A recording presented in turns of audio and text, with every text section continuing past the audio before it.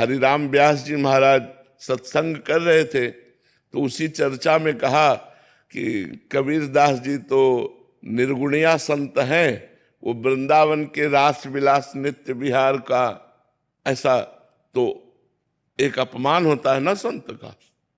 बस उनकी जो अध्यात्म लीला थी वो बंद हो गई। अब वो व्याकुल हो गए, न भजन, न प्रभु का रूप चिंतन, न प्रभु की लीला चिंतन, तो बड़ी व्याकुलता पैदा हुई।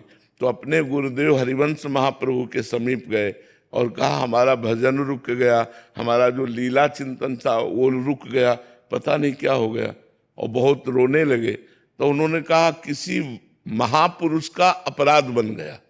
देखो कितना सूक्ष्म होता है अपराध। उन्होंने निंदा नहीं की, बस केवल इतना कहा कि वो तो निर्गुणिया संत है, वो वृंदावन के इस प्रेम रस के रास विलास को, ऐसा महाप्रभु ने कहा किसी महापुरुष का अपराध बन गया।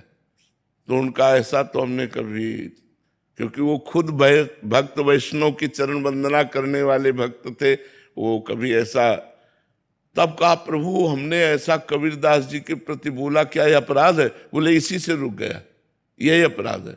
के प्रति रो करके प्रार्थना की कि प्रभु मुझे क्षमा करो।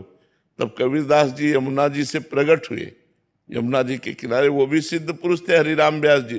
तब उन्होंने कहा कि भगवान जिस संत को जिस सेवा के लिए भेजते हैं वो सेवा करता है, इसका मतलब ऐसा नहीं कि हम निराकार की उपासना का वर्णन करें तो हमको साकार का ज्ञान नहीं है या प्रेम रस का ज्ञान नहीं। जैसे सब्जी परोसने वाला सब्जी परोसता है, लेकिन जब पाएगा तो पूरा पत्तल पाएगा, ये नहीं कि उसको केवल सब्जी ही दी जाए। ऐसे ही कोई निर्गुण निराकार, कोई सगुण साकार, कोई भगवान के अलग अलग रूपों का संत महात्मा वर्णन करते हैं, लेकिन जब वो आनंद में डूबेंगे तो पूर्ण आनंद में डूबेंगे। तब तो अगर किसी संत वैष्णव का अपराध बन जाए तो फिर नाम जप से नहीं, उसी संत वैष्णव से क्षमा याचना करने पर अपराध का क्षमापन होगा।